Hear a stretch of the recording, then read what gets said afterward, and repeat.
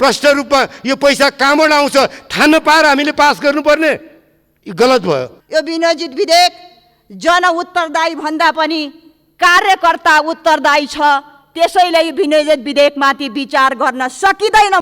यस्तो अवस्थामा विनियोजित विधेयकमाथि कसरी हामीले विचार गर्न सक्छौँ? अर्थमन्त्रीज्यू, पीसीआर परीक्षणको सर्टिफिकेटले भनेको छ बच्चालाई जन्म दिने कि सुरक्षित मातृत्वलाई पनि यसले हेरेको छैन। यो भनेको चाहिँ बजेट झुटको खेती हो, कुनै भिजन छैन। कन्के छोरे छोरिया छ, दार्चुलादेखि टिङ्करसम्मको छुट्टै योजना आज कहाँ गायब भयो? म अर्थमन्त्रीजीसँग सोध्न चाहन्छु, विलासिताका कुरा गर्नु छ, उहाँले चढ्ने गाडी कति करोडको? 5-6 करोडभन्दा तलतको छैन। आफूले विलासिताका गाडी चढ्ने अनि नाकाबाट आउनेहरूलाई बिना परीक्षण गाउँघर पुर्याउन लागेको हो यो सरकार। मलाई लाग्छ यो अत्यन्त नै गम्भीर प्रश्न भएको छ।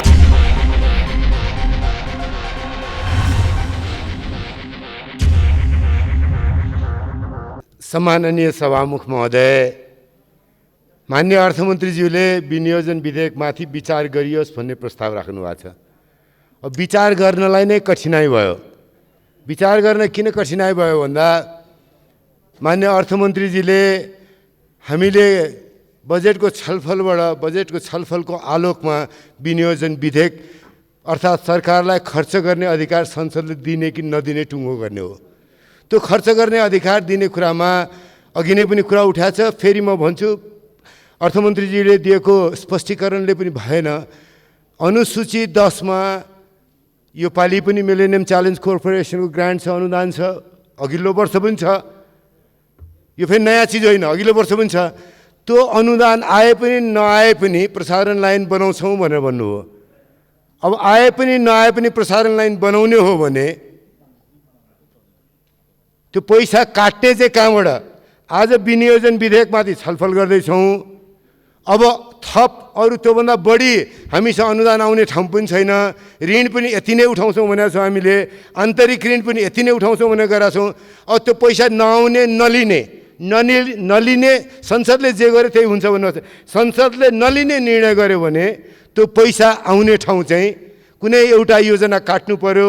5 अरब 72 करोड 72 लाखको खर्च गर्ने काट्ने कि अर्को ऋण उठाउने कि स्वदेशबाट उठाउने कि विदेशबाट उठाउने कि के गर्ने?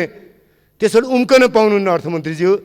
तपाईँको पार्टीमा यो बहसलाई राजनीतिक व्यवस्थापन गर्न सक्नु भएन भनेर संसदलाई यसमा टुङ्गोमा पुर्याउने बाटोमा तपाईँले लिएर जान सक्नु भएन भनेर तपाईँको पार्टीको राजनीतिक लडाइँलाई हामी संसदले बिहोरेर बस्नुपर्ने। विनियोजन विधेयक बारेमा छलफल गर्ने बेलामा पनि प्रष्ट रूपमा यो पैसा कहाँबाट आउँछ थाहा नपाएर हामीले पास गर्नुपर्ने, यो गलत भयो। यस्तो नजिर नबसाल्नुहोस्। तपाईँका झन्झट छ भने झन्झटलाई समाधान गर्नुहोस्। एकताबद्ध भएर आउनुहोस्, सत्तारूढ पार्टी टुङ्गो गर्नुहोस्। यो प्रसारण लाइन लप्सीफेदीदेखि बुटवलसम्म कुन पैसाले हुन्छ? त्यो पैसा अनुदानमा आउँछ, अनुदानमा आए कहाँबाट आउँछ? अथवा वैदेशिक ऋणबाट आउँछ अथवा हामीले आन्तरिक ऋणबाट गर्छौँ या हामीले राजस्वबाट गर्छौँ? टुङ्गो हुनुपर्छ। नभए काट्ने ठाउँ पनि बताउनुहोस्। नभए विनियोजन विधेयकमाथिको छलफल संसदको अपमान गर्ने हिसाबले नगरौँ। यो गलत बाटो हुन्छ। म त्यही अनुरोध गर्छु। धन्यवाद। यो विद्युतको सवारी साधनलाई हटाउनु पर्ने औचित्य के? किन हटाइयो? त्यही मात्र होइन, म अर्थमन्त्रीजीसँग सोध्न चाहन्छु, विलासिताका कुरा गर्नु छ, उहाँले चढ्ने गाडी कति करोडको? 5-6 करोडभन्दा तलतको छैन। आफूले विलासिताका गाडी चढ्ने अनि विलासिताका गाडीहरू हटाउने भन्ने कुरा गर्नु। र म अन्तिममा के भन्छु भने दुर्भाग्य छ हाम्रो, के भने हामीले जति पनि डाक्टर भएका अर्थमन्त्री पायौँ त्यसबाट हामीले उपलब्धि पाउन सकेनौँ। तर हिजोको दिनमा चाहे सुवर्ण शमशेरजी हुन्, चाहे भरतमोहन अधिकारीजी हुन्, या जो डाक्टर थिएनन्, महेश आचार्य, ज्ञानेन्द्र कार्की या कृष्णबहादुर महरा, वर्षमान पुन्जी या विष्णु पौडेल, जसले पनि बजेट ल्यायो एउटा उत्साहजनक थियो। तर डाक्टरहरू जसले विदेशमा पढे, विदेशमा बसे, चाहे रामशरण महजी हुन्, चाहे डाक्टर बाबुराम भट्टराईजी हुन्, उहाँ 1 वर्ष बस्नुभयो होला, तर युवराज डाक्टर साहब त अरूको आशीर्वादमा आउनुभयो। उहाँले मान्डीलाई पनि चिन्नुहुन्न, हाम्रा भावनालाई पनि चिन्नुहुन्न, हामी जनप्रतिनिधिलाई पनि चिन्नुहुन्न। उहाँलाई फुर्सद छैन जनप्रतिनिधिलाई भेट्न। र उहाँको क्रियाकलाप वा ठुल्ठुला व्यापारी डिजलमा भाउ बढाउने, हवाई इन्धनमा भाउ नबढाउने, किनभने जहाजबाट उड्ने त ठुला हुन्, तर त्यो डिजलबाट बढेको भाउले गरिबहरू, खेतीमा किसानहरू चाहे ट्र्याक्टर चलाउन्, चाहे सवारी साधनमा। आज देश कोरोनाबाट आक्रान्त छ। दिनदिनै हजारौँ मानिसहरू बाहिरबाट आइरहेका छन्। एउटा उपचार पिसिआर टेस्ट पनि भएको छैन। आरडिटी देखाउने मात्रै हो। सरकार किन आरडिटी टेस्टमा लालायित छ? यसको पछाडिको रहस्य के हो? मान्छेलाई तनाव दिन्छ आरडिटी टेस्टले। त्यस कारणले चाहिँ पिसिआर टेस्ट गर्न सम्म हैसियत छैन र काम कुरो एकातिर गुम्लो बोकी ठिमीतिर भने जस्तो अहिले चाहिँ केन्द्रित कोरोनातिर हुनुपर्नेमा बजेट चाहिँ रक्षातिर बढी चाहिँ बजेट छुट्याइएको छ। यता स्वास्थ्यतिर भन्दा रक्षातिर बढी बजेट छुट्याइएको छ। यो अत्यन्त गैर जिम्मेवार कुरा छ। खान नपाएर कोही मर्दैन भनेर प्रधानमन्त्रीले भन्नुभएको थियो। खान नपाएर मान्छे मरिरहेको छ। उसमा बसेर चाहिँ नि क्वारेन्टाइनमा बसेर 12 दिनसम्म न टेस्ट भयो न खान पाइयो, त्यसपछि मान्छे मरिरहेको अवस्था छ। त्यस कारणले यो परिस्थिति चाहिँ नि हुनु हुँदैन। सरकारको गम्भीर ध्यान आकर्षण गर्न म चाहन्छु। र हामीले रोजगारी गुमाएर फर्केका कैयौँ युवाहरू छन्, उनीहरूलाई आकर्षित गर्ने बजेट खै?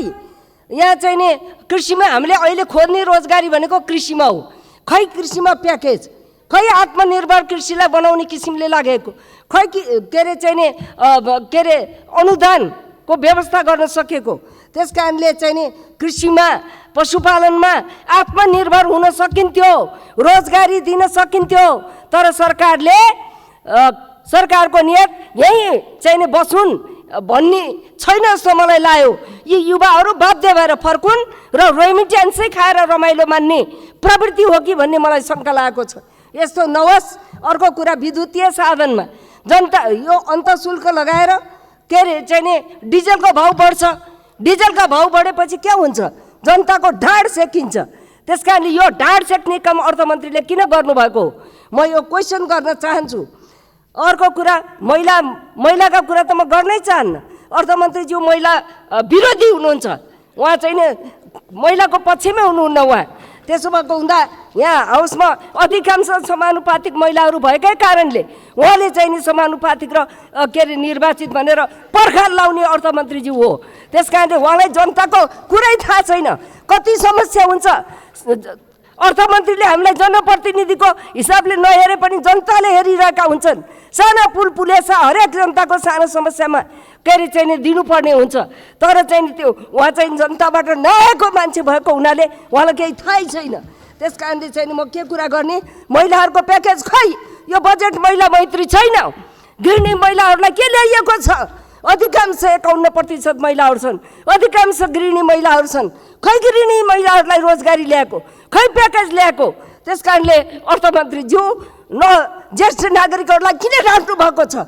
5000 भत्ता दिन्छौँ भनेर किन ढाँटेको ज्येष्ठ नागरिकहरूलाई? खै कहाँ आयो 5000 भत्ता? त्यस कारणले यो ढाँट र झुटको खेती, यो भनेको चाहिँ नि बजेट झुटको खेती हो। कुनै भिजन छैन। कन्क्या छरिया छ। र अर्को कुरा म के भन्न चाहन्छु भने अन्तिममा यो सिमाना पोस्टहरूमा किन चाहिँ नि वृद्धि नगरेको? यत्रो चारैतिरबाट आक्रमण छ हाम्रो सिमानामा, तर चाहिँ नि पोस्टहरू वृद्धि गर्ने कुरामा चाहिँ नि सरकार लागेको छैन। यसका पछिको रहस्य के? सम्मान्य सभामुख महोदय, माननीय अर्थमन्त्रीज्यूले विनियोजन विधेयक 2077 माथि विचार गरियोस् भन्ने प्रस्ताव राख्नुभएको छ। उहाँले विचार गर्नुपर्ने प्रस्ताव राख्दै गर्दा विनियोजित गरेका शीर्षकलाई हेर्दा शीर्षकहरू अपारदर्शी छन्, असन्तुलित छन्, परम्परागत छन्, परनिर्भर छन्, संहिताको मूल मर्मका विपरीत छन्, प्राथमिकता तोक्न सकेका छैनन्, कोरोनापछि पनि नेपाल छ भनेर भविष्य र आशा जगाउन सकेका छैनन्। समग्रमा हेर्दा यो विनियोजित विधेयक जन उत्तरदायी भन्दा पनि कार्यकर्ता उत्तरदायी छ। त्यसैले यो विनियोजित विधेयकमाथि विचार गर्न सकिँदैन। म अर्थमन्त्रीको ध्यान आकर्षण गराउन चाहन्छु। अर्थमन्त्रीज्यू विद्वान हुनुहुन्छ, पढे लेखेको हुनुहुन्छ, पिएचडी, म पनि पिएचडी डाक्टर। त्यो आँखाले हेर्दै गर्दा आज यो विनियोजन विधेयकमा खर्च हेरेर जुन आम्दानी तय गरिएको छ, आजको अवस्थामा न राजस्व उठ्नेवाला छ, न वैदेशिक ऋण हामी लिन सक्ने अवस्थामा छौँ, न आन्तरिक ऋण नै।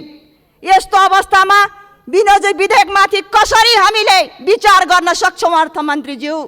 आज मुलुक कोरोनाको कहरभित्र छ, तर यो विधेयकलाई हेर्ने हो भने कोरोनालाई केही हेरेको छैन। आजको अवस्थामा सङ्क्रमण बढ्दो छ, तर सरकार PCR को परीक्षणको दायरालाई व्यापक बनाउनुभन्दा किन RTT लाई प्राथमिकता दिन्छ? अनियमितता गर्नलाई हो, भ्रष्टाचार गर्नलाई हो? अर्थमन्त्रीज्यू, त्यो पनि मलाई सोध्न मन लागेको छ। अर्को कुरा, आज हामी विकराल परिस्थितिमा छौँ। 45 लाख भन्दा बेसी नेपालीहरू हामीले रोजगारी दिन नसक्दा विदेश जान बाध्य भए। तिनले पठाएको रेमिटान्सले मुलुक चल्यो, तर आज उनीहरू भनिरहेका छन् आज त्याग तपस्या र बलिदानको भूमिमा हामी उभिँदै गर्दा हाम्रो भूमि आउनु पर्छ भनिरहेका छन्। त्यसतर्फ खै त राहतका प्याकेजहरू त्यही निरन्तरता दिएर हुन्छ? अर्थमन्त्रीज्यू, म स्मरण गर्न चाहन्छु, मैले पनि 7वटै प्रदेश प्रमुखसँग टेलिफोन वार्ता गरेको थिएँ। उहाँहरूले भन्नुभएको थियो सरकारले उधारो राहत हामीलाई दियो, पहिलो राहत वितरण गर्यौँ, दोस्रो राहत कोष हामी सक्दैनौँ, केन्द्रीय कोषबाट आउनुपर्छ भन्नुभएको छ। खै त तपाईँले छुट्याएको? महिला मैत्री यो बजेट छैन। आज पनि कोरोनाभित्र महिलाहरू बलात्कृत भएका छन्।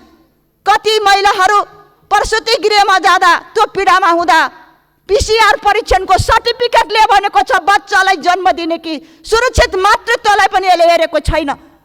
तेस्रो कुरा, सभामुख महोदय, म अन्तिममा छु। यो विनियोजन विधेयकले विभेद गरेकै छ। विनियोजन विधेयकले यो सांसद विकास पूर्वाधार कोष म जोड्न मात्रै चाहन्छु सभामुख महोदय। हामी वित्तीय मितव्ययताको कुरा पनि गरिरहेका छौँ, कर्मचारीहरूको भत्ता कटौती भनेका छौँ, तर यो मुलुकको प्रधानमन्त्री, राष्ट्रपति, प्रमुख व्यक्तिहरूको भत्ता कटौती गर्नुपर्छ कि पर्दैन?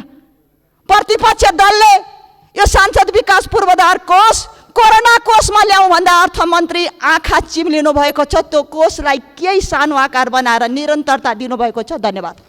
सम्माननीय सभामुख महोदय, नेपाल सरकारले 2077-78 आर्थिक वर्षका निमित्त विनियोजित गरेको रकमलाई खर्च गर्ने अधिकार प्राप्तिका निमित्त आज यो विनियोजन विधेयक यहाँ संसदमा हामी छलफलमा छौँ र यो अधिकार प्राप्तिको सँगसँगै आफ्नो व्यवहारमा हामीले के गर्न सक्यौँ भन्ने विश्वास जनतामा दिलाउन सकेनौँ भने बजेटको कुनै अर्थ रहन्छ भन्ने मलाई लाग्दैन। अहिलेको बजेटको प्रमुखता भनेको, प्रमुख प्राथमिकता भनेकै कोरोना महामारी र यसबाट जनताको जीवनको रक्षा गर्ने विषय नै हो। तर यसमा सरकार अहिलेसम्म आफ्नो व्यवस्थापनमा कुनै कार्ययोजना सहित जान सकिरहेको अवस्था बिल्कुलै छैन र जनतामा अत्यन्त ठुलो निराशा आज भएको छ कि यो सरकारले अब यो कोरोनाबाट जीवन रक्षा गर्न सक्छ कि सक्दैन भन्ने प्रश्न उठिरहेको अवस्था छ। आफ्नो देशभित्र भएको जनताका अतिरिक्त बाहिरबाट आउने जनताको सन्दर्भ अझ दयनीय छ।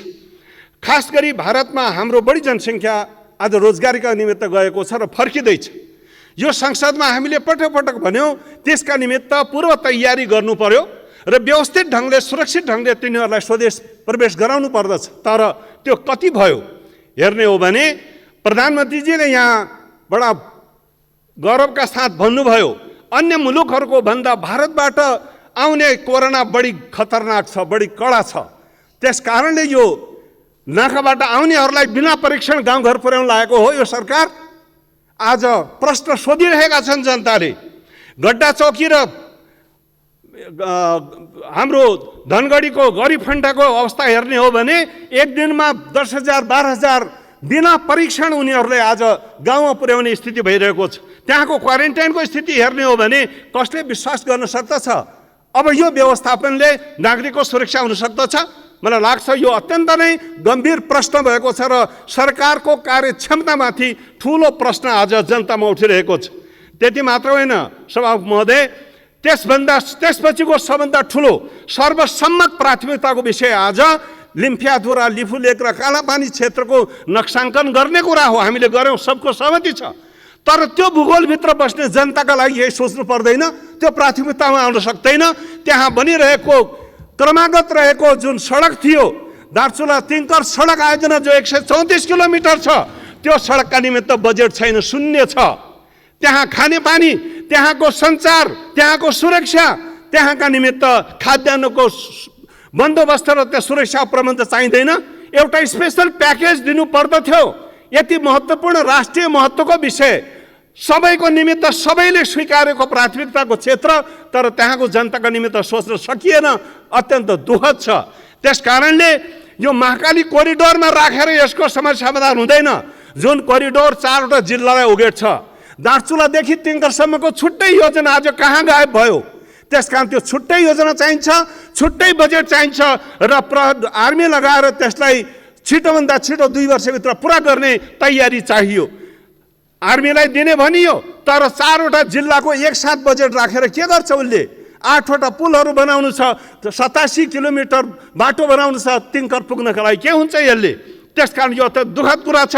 यसतर्फ म गम्भीर ध्यान आकर्षण गराउन चाहन्छु यो सरकारको। र अर्को कुरा सभा महोदय, यो शिक्षाको नीतिका सम्बन्धमा यो सरकार आफैमा के हो अन्तर्द्वन्द्वमा फसिरहेको? शिक्षा मन्त्री र अर्थमन्त्रीको यो वाकयुद्ध र अन्तर्विरोधको लागि स्पष्ट गर्नुपर्छ। सैद्धान्तिक विचलनको एउटा सुरुवात हो कि भन्ने मलाई लाग्दछ, यसमा स्पष्ट हुनुपर्दछ। अब माननीय अर्थमन्त्री डाक्टर युवराज खतिवडालाई छलफलमा उठेका प्रश्नहरूको जवाफ दिन अनुमति दिन्छु।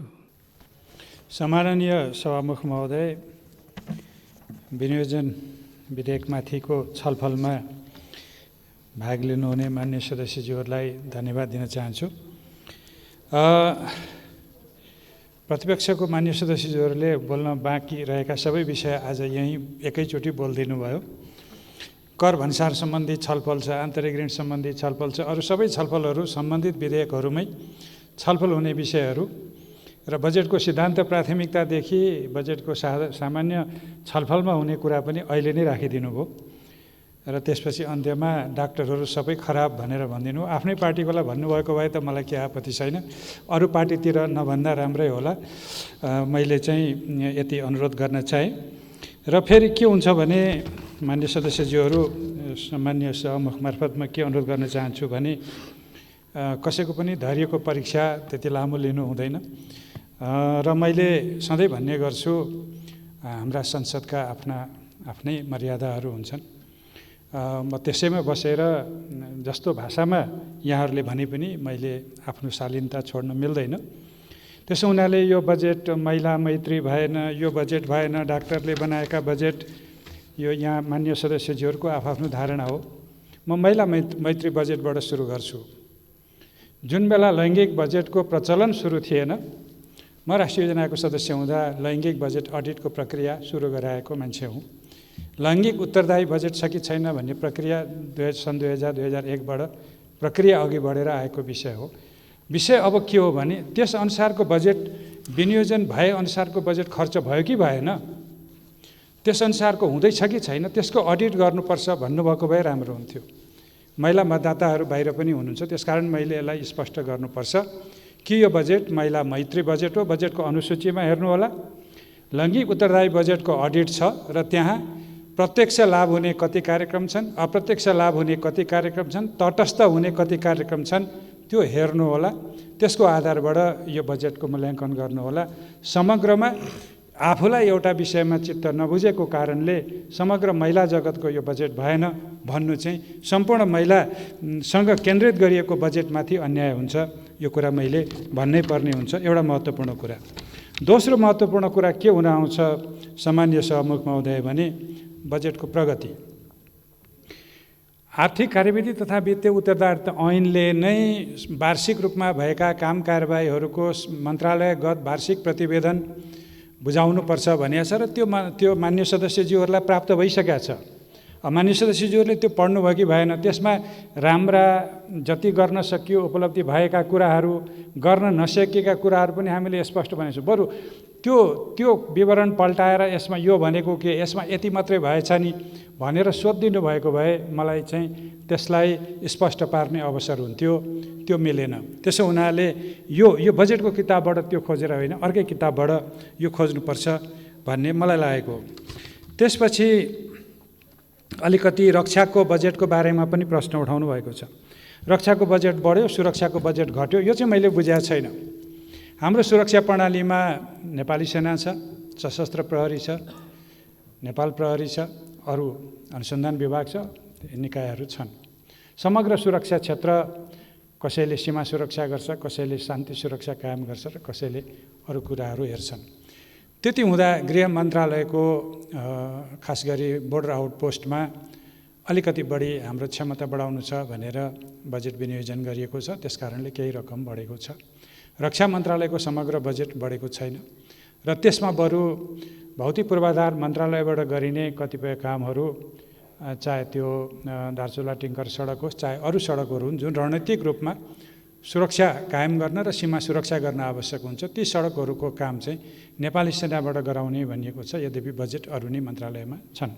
त्यसरी हामीले समग्रमा सीमा सुरक्षाको लागि नै बजेटलाई केन्द्रित गरेका छौँ। कोरोनाबाट सङ्क्रमण रोक्ने र चाहिँ सीमा सुरक्षा गर्दै आर्थिक पुनरुत्थानको क्षेत्रमा अघि बढ्ने, त्यसलाई यहाँहरूले त्यो चाहिँ बुझिदिनु हुन पनि म अनुरोध गर्दछु।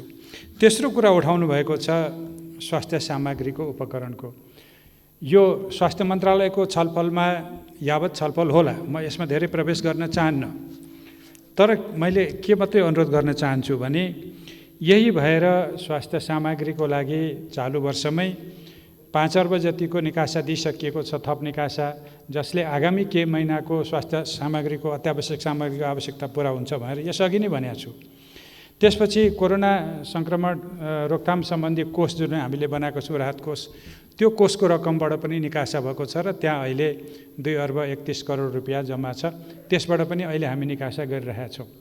अब निकासा भइसकेको कोरोना कोषबाट निकासा हुने रकम र विपद व्यवस्थापन कोषबाट पनि केही रकम परिचालन गर्न सकिन्छ भन्ने त्यो कोषको परिचालन गर्ने रकम र आगामी वर्ष विनियोजन गरेको रकमबाट यिनै उपकरण खरिदमा जाने हो, यिनै सामग्री खरिदमा जाने हो, यही टेस्टको अनुपात बढाउँदै जानको लागि प्रयोग गर्ने हो।